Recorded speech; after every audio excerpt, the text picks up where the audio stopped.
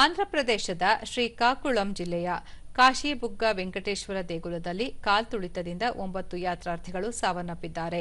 ಏಕಾದಶಿ ವಿಶೇಷ ಹಿನ್ನೆಲೆಯಲ್ಲಿ ಹೆಚ್ಚಿನ ಸಂಖ್ಯೆಯಲ್ಲಿ ಭಕ್ತರು ಏಕಕಾಲದಲ್ಲಿ ಆಗಮಿಸಿದ ಹಿನ್ನೆಲೆಯಲ್ಲಿ ದರ್ಶನದ ವೇಳೆ ನೂಕುನುಗ್ಗಲು ಉಂಟಾಗಿ ಈ ಅವಘಡ ಸಂಭವಿಸಿದೆ. ಮೂಲಗಳ ಪ್ರಕಾರ ಕಂಬಿ ತಡೆಗೋಡೆ ಬಿದ್ದು ಕಾಲ್ತುಳಿತ ಸಂಭವಿಸಿದೆ. ಗಾಯಾಳುಗಳನ್ನು ಸ್ಥಳೀಯ ಆಸ್ಪತ್ರೆಗೆ ದಾಖಲಿಸಲಾಗಿದೆ.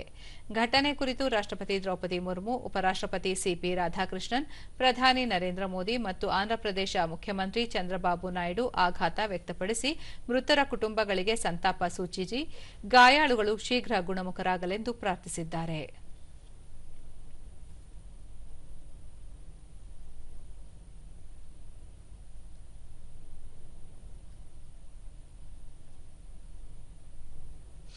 ಪ್ರಧಾನಿ ನರೇಂದ್ರ ಮೋದಿ ಸಾಮಾಜಿಕ ಜಾಲತಾಣದಲ್ಲಿ ಘಟನೆ ಬಗ್ಗೆ ಸಂತಾಪ ಸೂಚಿಸಿ ಮೃತರ ಕುಟುಂಬಗಳಿಗೆ ತಲಾ 2 ಲಕ್ಷ ರೂಪಾಯಿ ಹಾಗೂ ಗಾಯಾಳುಗಳಿಗೆ 50,000 ರೂಪಾಯಿ ಪರಿಹಾರ ಘೋಷಿಸಿದ್ದಾರೆ.